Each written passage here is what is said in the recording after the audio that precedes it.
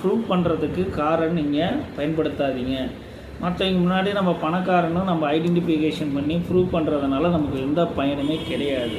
So எனக்கு தெரிஞ்சு நிறையா கஸ்டமர்ஸ், அதாவது நிறையா நான் என்னுடைய பழகின சர்க்கிளில் நகனு மற்றவங்களுக்காக தான் நம்ம ப்ரூவ் பண்ணுறதுக்காக சில விஷயங்கள் செய்யும்போது அது நமக்கே பெரிய விஷயமா போயிருதுங்க.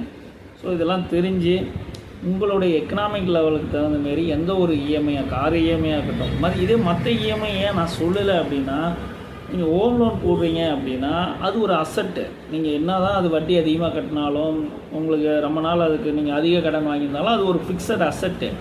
அந்த வேல்யூ க்ரோத் ஆகும். கார் அப்படி க்ரோத் ஆகாது. Car depreciation value. அதை யாருமே புரிஞ்சிக்க மாட்டேங்கிறீங்க. ஸோ அதுதான் அதுக்கும் உள்ள பெரிய வித்தியாசம். புரியுதுங்களா? நீங்கள் பிஸ்னஸுக்கு லோன் வாங்கினா கூட சம்டைம்ஸ் ஏதோ ஒரு அது என்ன சொல்லலாம், ஒரு 70 to 30 சொல்லலாம்.